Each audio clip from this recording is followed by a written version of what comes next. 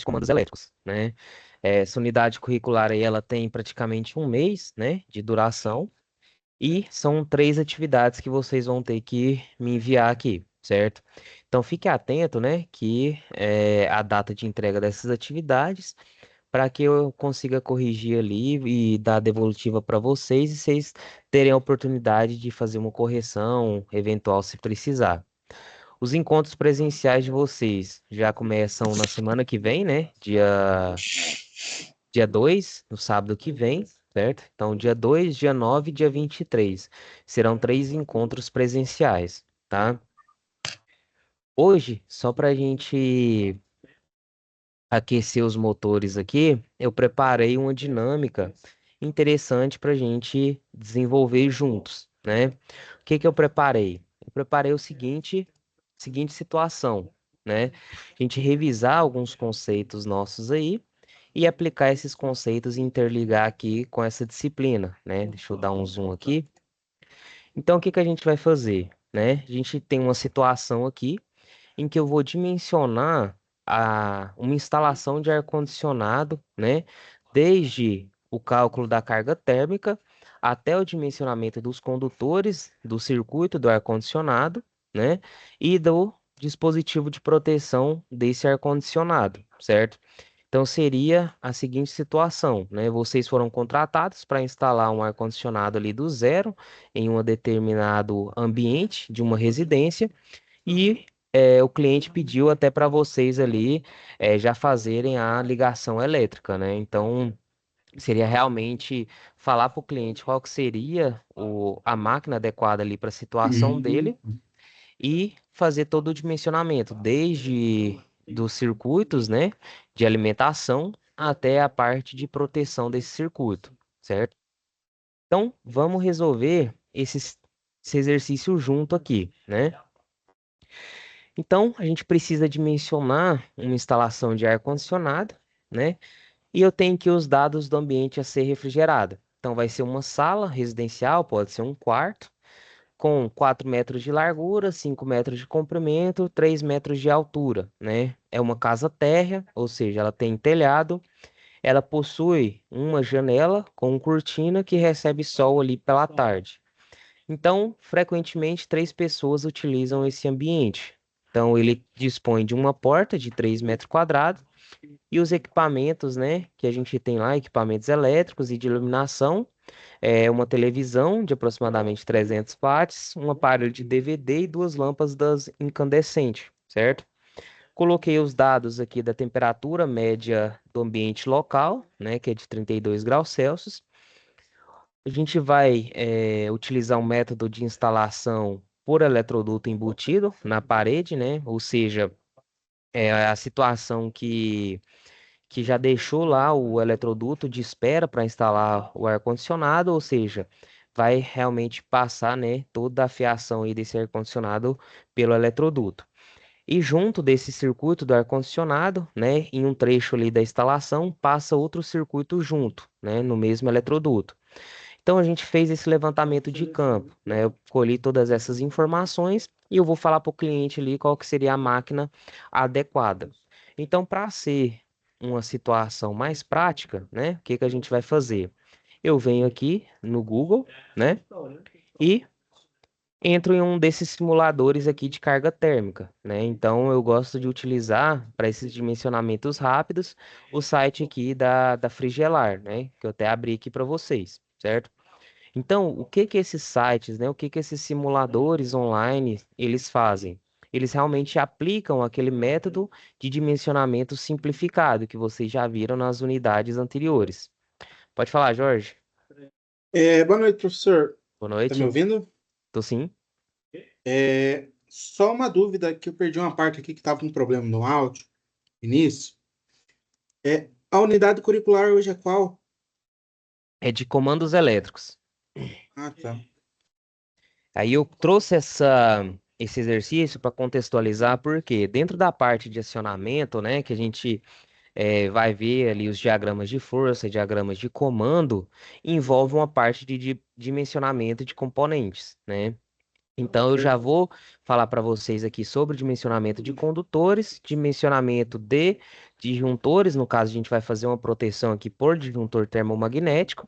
E aí, em sequência, a gente vai ver, né, com mais particularidade ali, as contatoras, como que eu dimensiono as contatoras, como que eu dimensiono os fusíveis, como que eu faço, né, um circuito de partida ali, uma partida direta, uma partida estrela-triângulo e assim por diante, tá? Ah, perfeito. Obrigado. Desculpa atrapalhar aí. Não, tranquilo. Qualquer coisa, pode abrir o áudio e já perguntar direto. Valeu. Então, vamos fazer aqui. Então, eu entrei aqui, né, num simulador online de capacidade térmica e eu vou estimar aqui por alto, né, qual que seria uma máquina ideal ali para esse ambiente, certo? Então, o que que eu vou fazer para a gente fazer junto? Eu vou colocar essa tela de lado e o nosso exemplo aqui ao lado para a gente ir pegando, né, as informações. Deixa eu mudar aqui. Tá. Vocês estão enxergando aí, né, as duas telas, uma ao lado da outra? Sim. Então, beleza. Então, como que funciona essas calculadoras aqui, né, para dimensionamento rápido de capacidade térmica? Então, eu vou entrar com a largura e com o comprimento do meu ambiente. Então, ele é uma casa com 4 metros de largura e 5 metros de comprimento. Então, eu vou colocar essas informações: 4 metros de largura e 5 metros de comprimento, né? E vou seguindo as etapas aqui. Então, eu seleciono o nível de exposição solar do ambiente escolhido, né? Então, ele vai ser parcialmente ensolarado, né? Então, eu falo aqui que ele recebe sol pela tarde. Então, quantas pessoas, né, que tem no meu ambiente? Então, aqui eu já vou definir o que que vai me gerar, né? O que que vai contribuir ali com o calor nesse ambiente. Então, são três pessoas, né? São três pessoas geralmente utilizam esse ambiente. Eu tenho um televisor, né? Tenho outro aparelho aqui, que no caso seria um aparelho de DVD. Tenho uma janela, né? E tenho duas lâmpadas, certo? Então, é uma casa térrea, beleza? Ela possui uma janela. Três pessoas utilizam esse ambiente, né? E dispõe de uma porta. Então, aqui, como é um cálculo mais simplificado, a gente calcula, né, o nível de PTU. Então, para esse nosso exemplo, então, se eu utilizar esses simuladores, né, de ar-condicionado aqui, tanto aquele método que a apostila de vocês mostrava na unidade curricular lá de refrigeração residencial, vai chegar praticamente no mesmo valor, né? Um ar-condicionado aqui indicado de 15.000 BTUs, certo? Então, eu entro com as particularidades do meu ambiente, então eu faço esse levantamento em campo, coloco aqui e eu indico, né, um ar-condicionado de 15.000 BTUs, certo? Então, próximo passo, eu preciso saber as especificações técnicas de uma máquina com essa capacidade, né? Então, eu pesquisei aqui, né, ar-condicionados de 15.000 BTUs, certo? E a gente vem aqui, ó, nesse central ar, onde eu vejo diversas máquinas aqui com capacidade diferente que eu posso escolher, né? Então, eu vou escolher aqui agora, deixa eu aqui, beleza. Então, eu vou pegar aqui, ó, esse ar-condicionado split aqui do Alverter da LG. Então, ele é 15.000 BTUs, 220 volts monofásico, então eu vou escolher esse, né? Então eu vou dimensionar a instalação seguindo as especificações elétricas dessa máquina, né? Então eu venho aqui embaixo, venho na parte de especificações técnicas, eu tenho aqui as especificações da minha evaporadora e da minha condensadora, né? Então eu vou ver aqui, vou procurar qual que é a potência elétrica, né, consumida por essa condensadora para eu conseguir dimensionar o condutor desse circuito, né? Então eu vou procurar aqui a potência elétrica né? Cadê? Então eu tenho aqui, ó, Bom, pessoal, então ali, ó, vezes 30 quilos. seria um pouquinho maior, porque que raciocinar? Onde que A gente tá? está no espaço, que é esse que já está dado, mais a espessura da caixa. Aqui, ó. Potência de refrigeração. Então, ele é 1.395 watts, certo? Então, essa condensadora, ela vai puxar da rede ali 1.395 watts.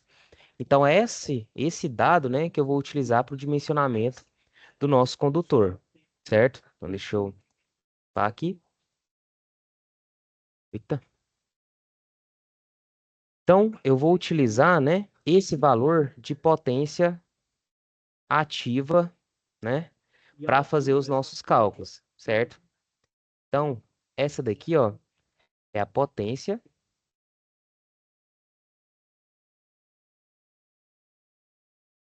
ativa, né? Então, se vocês lembrarem lá, quando a gente fala em corrente alternada,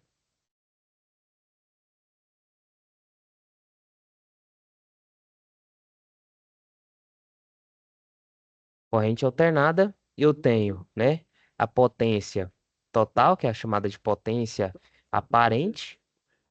Deixa eu trocar esse, tá muito ruim esse lápis aqui. Deixa eu ver se eu consigo utilizar esse outro aqui, se ele é melhor.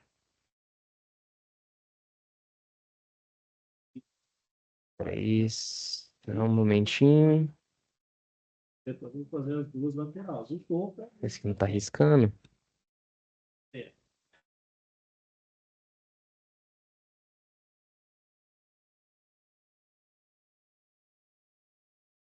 Esse aqui tá é.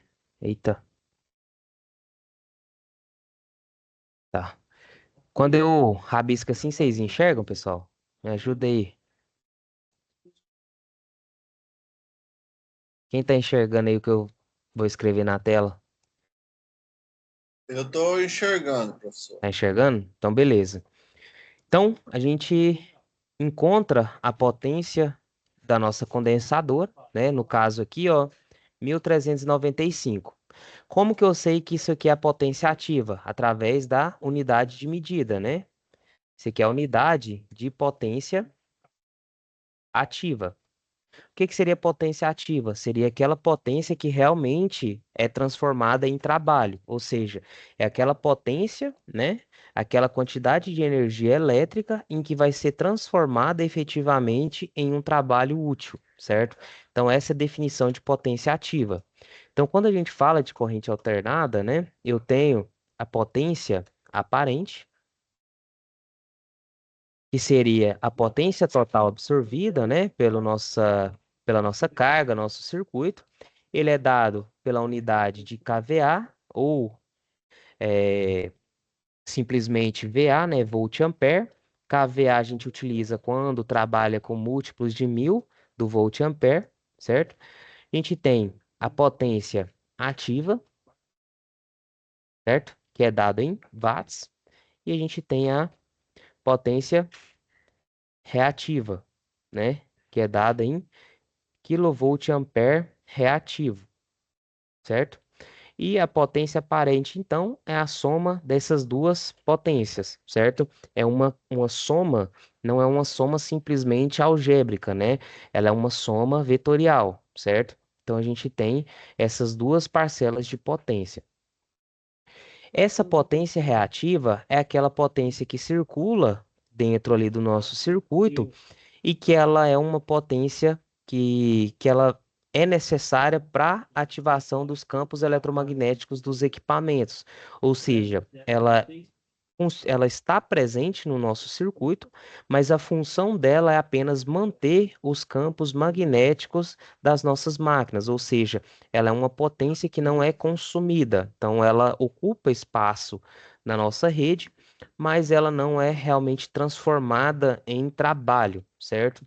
E quanto menor a minha potência reativa, né, mais energia total da potência aparente eu consigo transformar, né, em trabalho útil, certo? E essa relação entre a potência total, né? A potência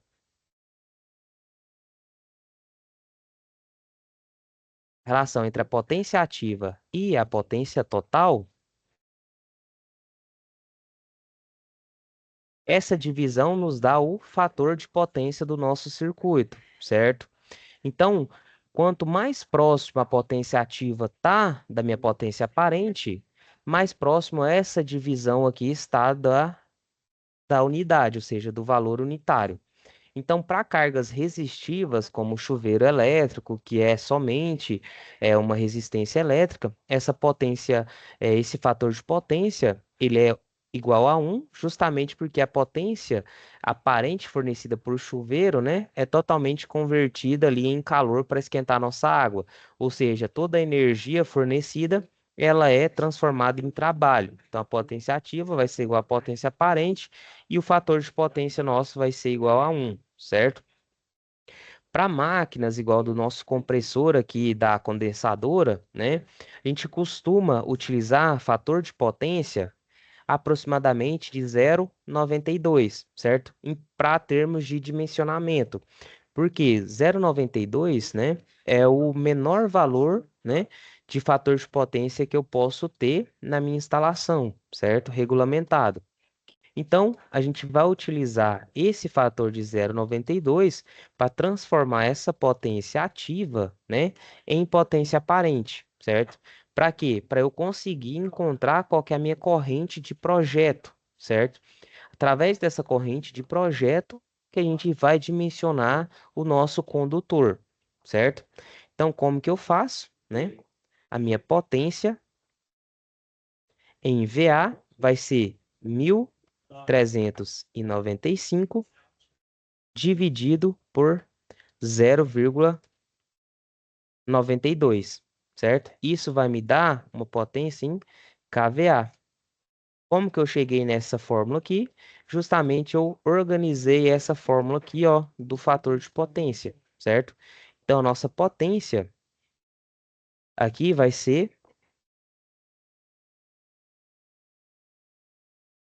1.395 dividido por 0,92.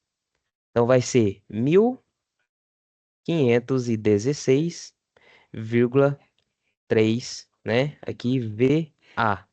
Ou 1,516 kVA, certo? Então, com esse valor aqui, qual que é o próximo passo? É a gente calcular, né, a nossa corrente de projeto, né? Então, deixa eu apagar aqui.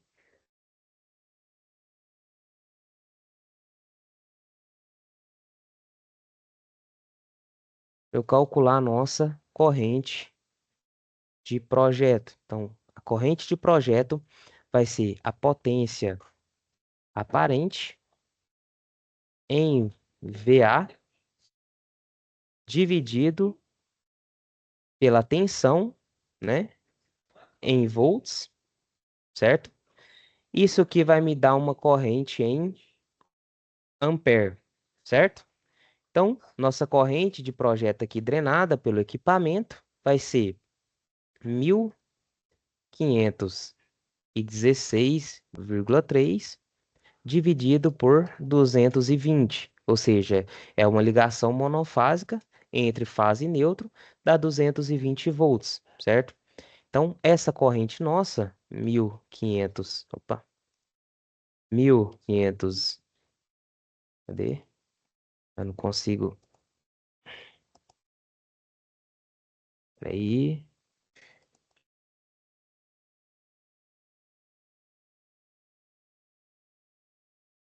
tô conseguindo mexer na calculadora.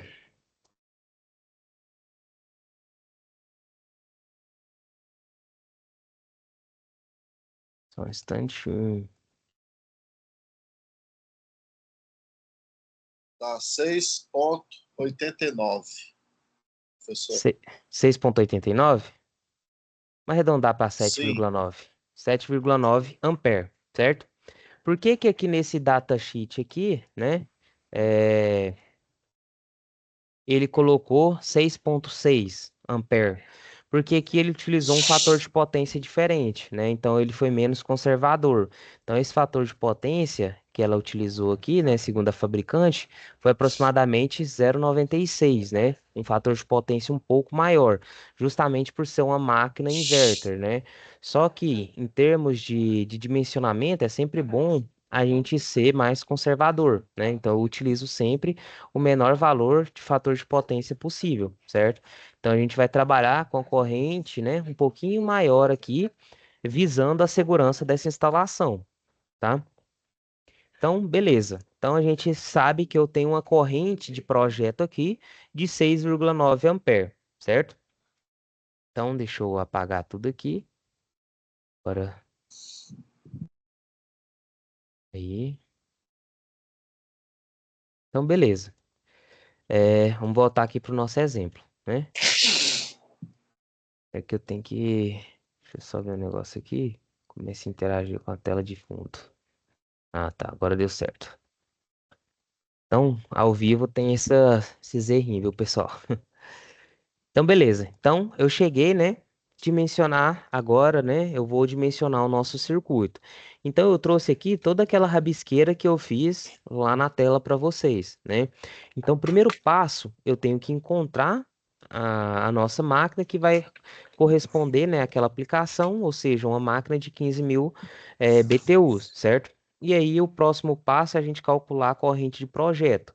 Então, a gente encontrou que é 6,9 ampere.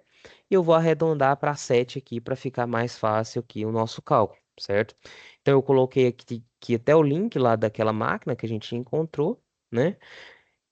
Então, beleza. Encontrada a corrente de projeto, qual que é o próximo passo? Eu preciso definir qual que é o método de instalação desses condutores, né? Ou seja, ele vai passar em eletroduto na parede, ele vai ser enterrado diretamente no solo, ele vai passar sobre bandejas, sobre eletrocalhas. Então, esse é o método de instalação. Como que eu encontro esse método de instalação, né? Eu vejo, né, como que vai ser instalado esse condutor e com auxílio da NBR 5410, eu vejo qual que é o método de referência dessa instalação para a gente conseguir dimensionar esses condutores, certo? Então, na tabela 33 da NBR 5410, né, que é a norma que rege as instalações elétricas de baixa tensão, a gente tem lá, né, o método, né, de instalação relacionado a ele vai ter o método de referência, que vai servir para a gente olhar nas tabelas de capacidade de condução de corrente, certo?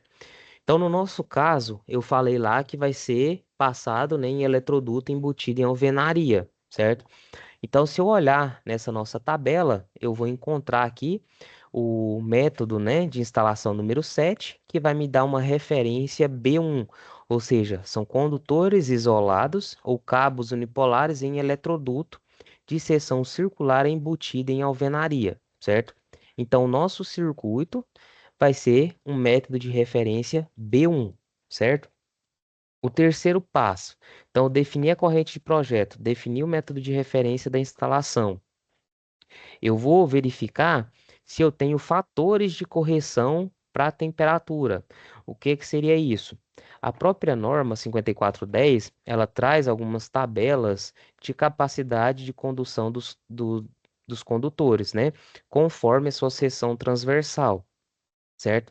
Então, aqueles valores de capacidade de condução de corrente foram calculados para uma temperatura ambiente de 30 graus Celsius, né? Quando ele está exposto a ambiente, né, externo. Se for instalado, né, passar em algum trecho subterrâneo, a temperatura calculada foi para 20 graus Celsius do solo, certo? Foi calculado para uma resistividade de solo padrão, certo? Então, note que todos aqueles valores que eles trazem naquela tabela, né, por testes ali, métodos de ensaio, são feitos com referência em valores padronizados, tanto de temperatura, quanto de resistividade do solo, quanto de agrupamento de circuitos, certo? Qualquer característica da minha instalação que foge do que foi calculado aquela tabela na norma, eu preciso fazer uma correção daqueles valores, né? Então, aqui no exemplo aqui, eu trouxe que a temperatura ambiente, né, da cidade onde vai ser instalado é em média de 32 graus Celsius por ano, certo? Então, aqui eu já sei que eu vou precisar corrigir aqueles valores, né, da tabela 36 da NBR 5410, conforme a temperatura ambiente, né? Então, eu vou precisar um fator de correção da temperatura, certo? Então, o terceiro passo é a gente determinar justamente esses fatores de correção, tanto para a temperatura, para a resistividade térmica do solo, certo? E fator de agrupamento, beleza? Então, como a nossa temperatura ambiente é de 32 graus Celsius, a gente vai utilizar um fator de correção para a temperatura, né? E como eu tenho dois circuitos passando no mesmo eletroduto, eu vou precisar fazer a correção, né, do fator de agrupamento. Então eu sei que eu vou ter dois fatores, né, de correção para os valores da capacidade de condução de corrente, certo? Não vou ter o fator da resistividade térmica, porque esse trecho, né, o nosso circuito não vai passar em nenhum trecho subterrâneo, né? Ou seja, enterrado no solo. Então, como que eu encontro esse fator de correção da temperatura, né? Eu vou lá na tabela 40 da NBR 5410, certo? E vou encontrar, né, a relação aqui, a coluna de temperatura ambiente da minha instalação e qual que é o tipo de isolação do meu condutor, se ele é em PVC ou se é em EPR ou XLPR, certo? Como a nossa temperatura é de 32 graus Celsius, né, eu vou utilizar como valor de correção aqui uma temperatura de 35 graus, visando realmente a segurança aqui da instalação, certo? Nessa própria tabela aqui, ele já informa, esses fatores de correção são para temperaturas ambientes diferentes de 30 graus Celsius para linhas não subterrâneas e de 20 graus Celsius para a temperatura do solo para linhas subterrâneas, certo? Então, eu vou adotar que nossa temperatura ambiente é de 35 graus Celsius, certo? E a gente vai utilizar um cabo aqui de PVC, né, que ele é mais barato, certo? Então, o meu K1 vai ser 0,94, certo? Então, esse fator de correção da temperatura vai ser 0,94. Agora, como que eu encontro o fator de correção para o agrupamento, né? Eu vou na tabela 42 da 5410, em que ela vai me trazer, né, é, o número de circuitos ou cabos que passam no mesmo duto, ou seja, no mesmo eletroduto, e o método ali de instalação, certo? Então, relacionando esses dois fatores, eu vou encontrar o nosso fator de agrupamento, certo? Então, eu olho aqui, ó, na primeira linha dessa tabela, certo?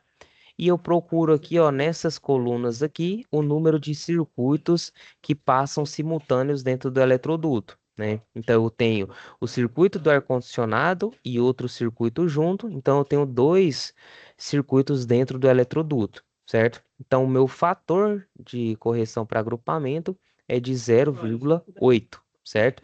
Pois são dois circuitos no mesmo eletroduto, certo? Até aqui tá tranquilo, pessoal? Tá, tô falando muito rápido, como é que tá?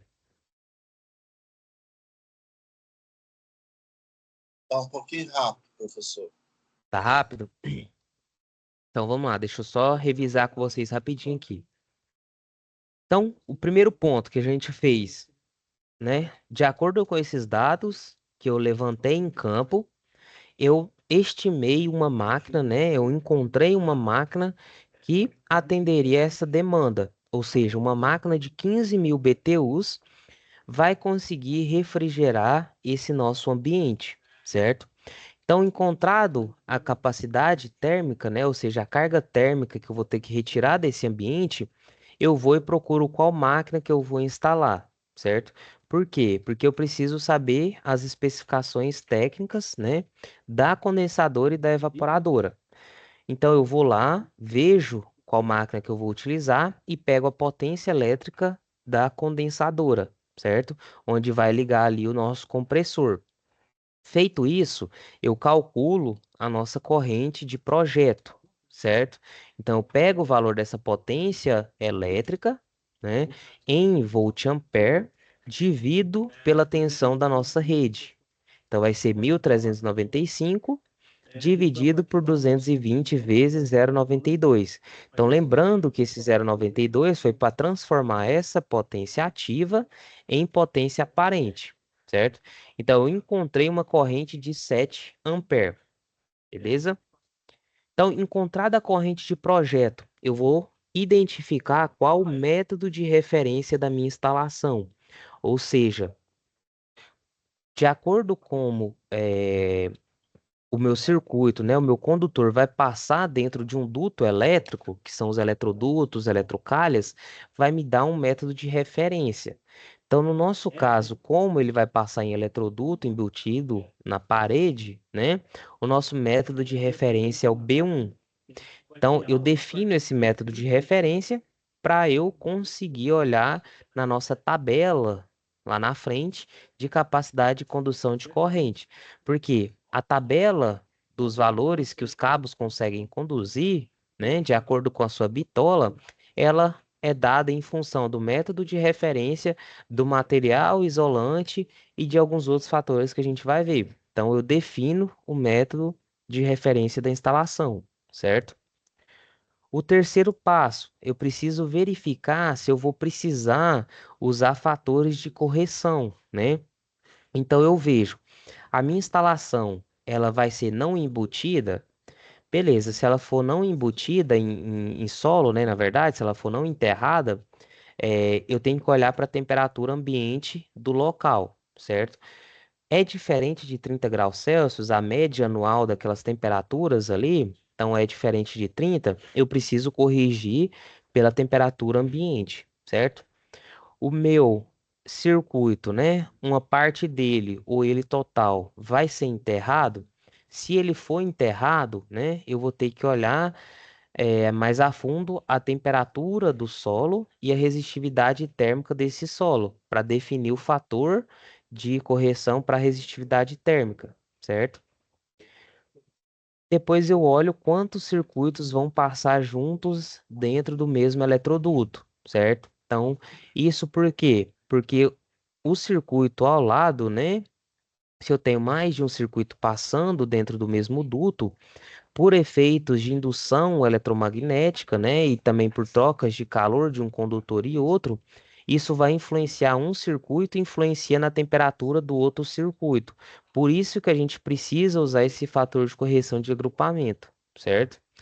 Então, no nosso caso, como eu tenho uma instalação de 32 graus Celsius de temperatura ambiente e dois circuitos no mesmo eletroduto, eu vou fazer a correção para a temperatura e para o agrupamento, certo? Então, eu encontrei na tabela 40 que o fator de correção de temperatura é 0,94 e eu encontrei na 42 que o nosso fator de agrupamento vai ser de 0,8, porque eu tenho dois circuitos no mesmo eletroduto. Então, quanto mais circuitos eu tiver, menor vai ser esse fator de correção de agrupamento, consequentemente, menor vai ser a capacidade real de condução do meu cabo, certo? Então, eu encontrei esses fatores, né? Qual que é o próximo passo? Eu vou ver quanto que determinado condutor consegue conduzir quando esses condutores forem aplicados no nosso circuito, né? Então, esse circuito ele tem algumas características, algumas especificidades, e eu preciso saber o quanto que esses condutores conseguem conduzir de corrente nessa situação, certo? Então, lá eu vou lá na tabela 36, né? E 37 da 5410. A tabela 36 traz os valores de capacidade de condução de corrente para isolação em PVC e a 37 traz a capacidade de condução de corrente para isolação em EPR e XLPE, certo? Como o nosso condutor aqui vai ser em PVC, eu vou olhar para a tabela 36, certo? Então, eu sei que a minha corrente de projeto é de 7 ampere, né? E através dessa tabela aqui, eu vou procurar o valor mais próximo de 7 ampere, né?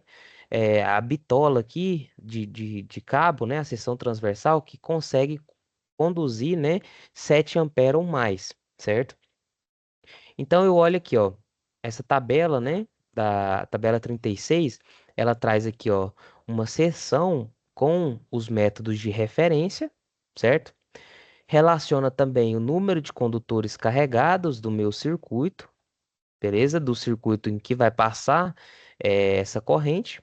E aqui, né, a seção transversal, e esses são os valores de corrente que esses cabos conseguem conduzir, certo?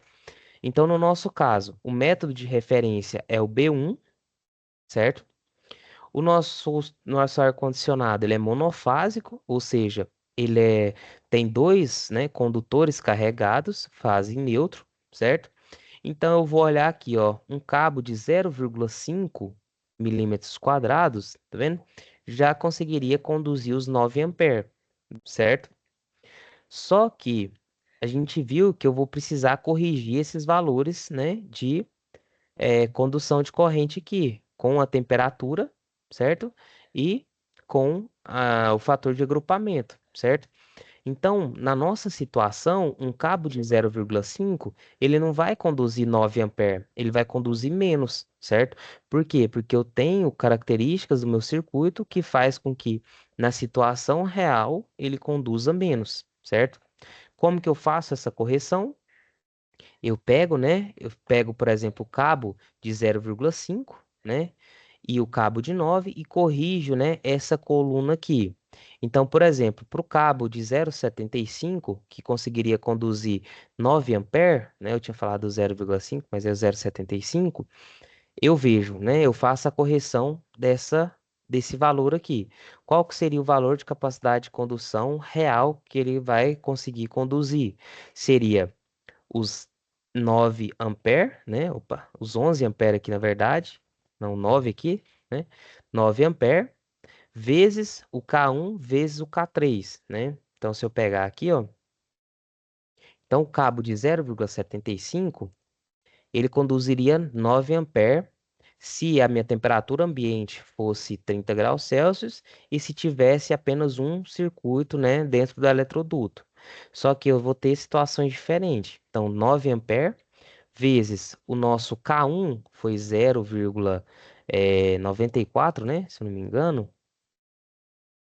0,94. 0,94 vezes o K3, né? Que foi 0,8. Então, na realidade, um cabo de 0,75 na nossa situação aqui conseguiria conduzir, né, 6,7 ampere. Só que minha corrente de projeto é 7 ampere, ou seja, eu tenho uma corrente maior do que o cabo consegue conduzir. Então eu tenho que subir uma seção transversal, ou seja, eu subo uma bitola para esse cabo. Então eu venho aqui, ó, no cabo de 1 milímetro quadrado, né? E olha aqui, ó, se ele fosse, né, na nossa referência aqui, ó, B1, né? Eu tava olhando no lado errado, ó. De 1 ampere, de 0,75, né? Ele conduziria 11. Então, eu corrigindo esse valor, ó, 11 vezes 0,94 vezes 0,8, ele conseguiria conduzir 8,27 ampere, certo?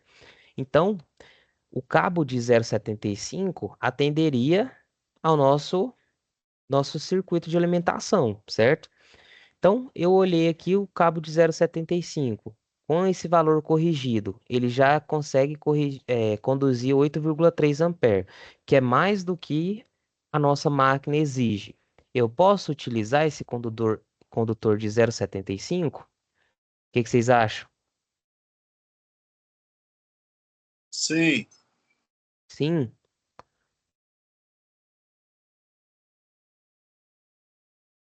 Aí que tá. O que que acontece? A NBR 5410, ela traz 6 critérios de dimensionamento de condutor, certo? Então, eu utilizo esses critérios para dimensionar o condutor ideal para o meu circuito, certo? O que eu estou apresentando para vocês é o método de capacidade de condução de corrente, que ele é um método que leva em consideração a temperatura de funcionamento do meu circuito, ou seja, qual a temperatura máxima que esse condutor pode chegar sem deteriorar a minha isolação. Então, o fator determinante aqui é um fator térmico para não danificar a isolação do meu cabo, certo?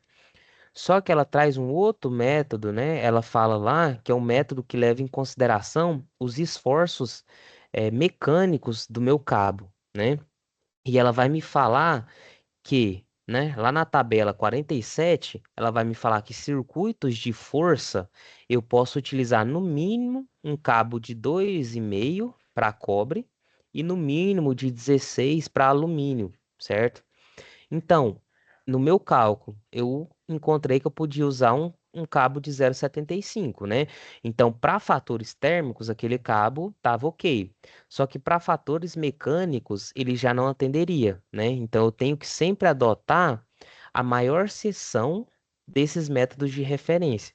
Então, se eu tenho esses dois métodos de referência, né? A maior seção que eu posso usar é de 2,5, então eu tenho que adotar essa seção de condutor de 2,5.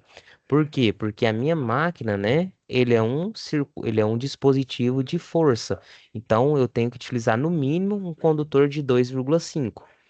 Para circuitos de iluminação, a norma me diz que no mínimo eu tenho que ter um cabo de 1,5 para cobre, tá vendo aqui? E no mínimo 16 para alumínio, certo? Então, por mais que o cabo de 0,75 passe, né, no nosso cálculo aqui para fatores térmicos, eu vou ter que utilizar um condutor de 2,5 para alimentar essa máquina, porque, né, por causa desse critério aqui de esforços mecânicos, né? Então ele fala aqui, ó, lá no item 6.2.6, a seção dos condutores de fase em circuitos de corrente alternada e dos condutores vivos, né, em circuitos de corrente alternada, não deve ser inferior ao valor pertinente dado na tabela 47, certo? Então, primeiro ponto, você precisa dimensionar um circuito de força. No mínimo, você vai ter um cabo de 2,5. Se eu preciso dimensionar um circuito de iluminação, no mínimo um cabo de 1,5, certo? Aí, a partir disso, né, se você aplicar o método de capacidade de condução de corrente e der valores maiores do que esse mínimo aqui, você adota o critério da capacidade de condução de corrente, certo? Beleza? Agora a gente precisa dimensionar o disjuntor, né? Então, eu dimensionei o cabo, certo? Eu preciso colocar um dispositivo para proteger esse cabo, certo? Então, a 5410, ela vai nos dizer as condições que têm que ser cumpridas para que eu tenha a coordenação entre o condutor e o nosso dispositivo de proteção. Ou seja, ela vai nos dizer assim: o seu disjuntor tem que obedecer essas características para que ele realmente proteja o seu circuito, certo? E quais condições que são essa? Ele traz isso em forma de duas inequações, né?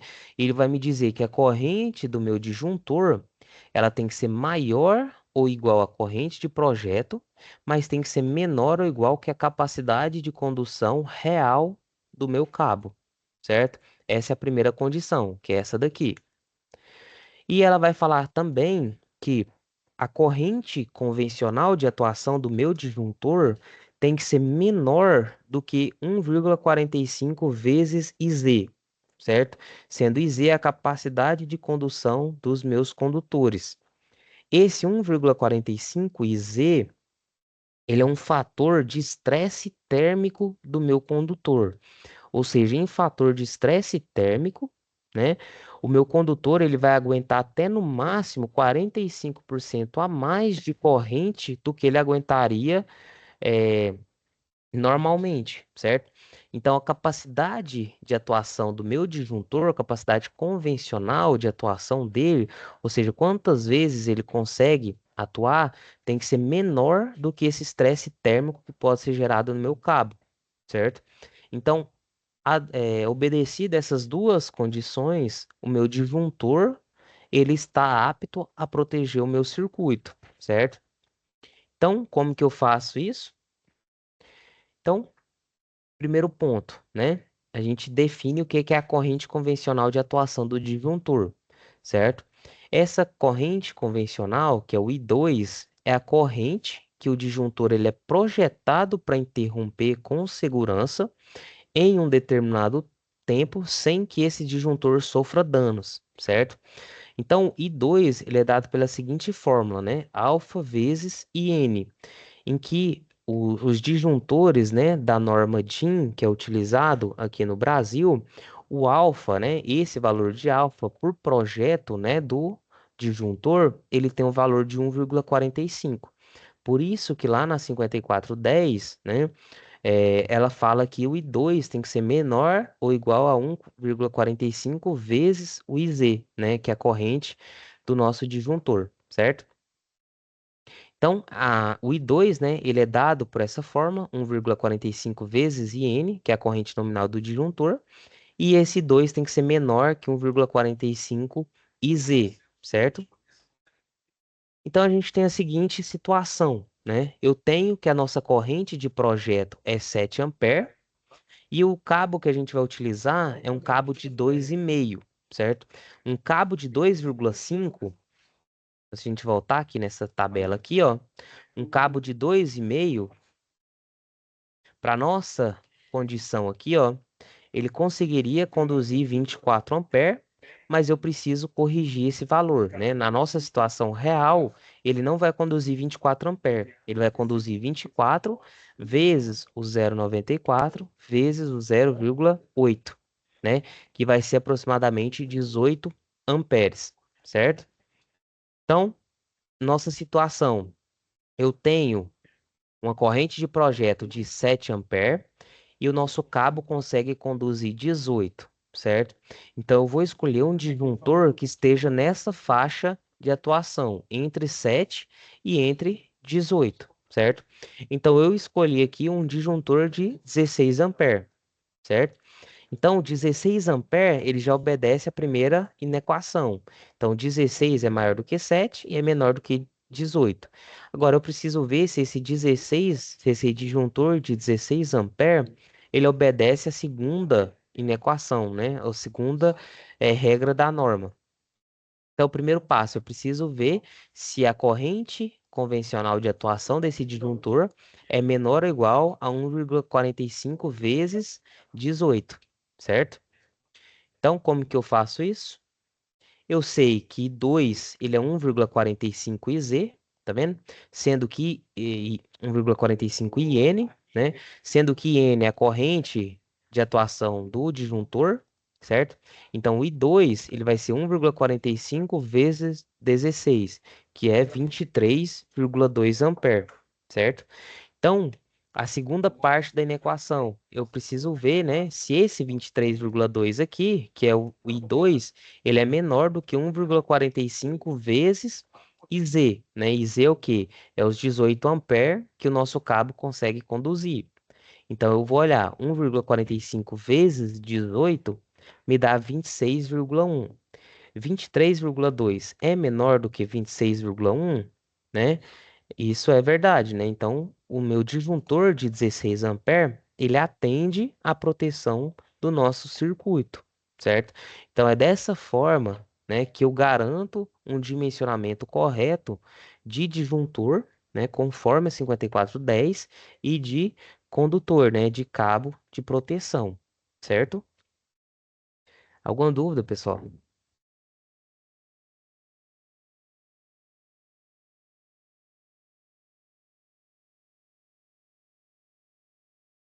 Não, professor. Então, no nosso exemplo aqui, né, a gente vai ter uma máquina de 15.000 BTUs, certo? Sendo alimentada através de um cabo de 2,5, 2,5 milímetros ao quadrado, e o disjuntor de proteção vai ser de 16 amperes, né? Então seria a seguinte situação. Então, eu tenho, né, nossa fase aqui, tem um disjuntor monopolar aqui de 16 ampere, alimentando a nossa condensadora, certo? E retornando o neutro aqui. Então seria fase, né? Aqui neutro e todos de 2,5 milímetros ao quadrado, certo? Então aqui, ó, seria a nossa rede da concessionária, certo? Então, esse disjuntor aqui, ele pode ficar lá no QDFL ou no QGBT,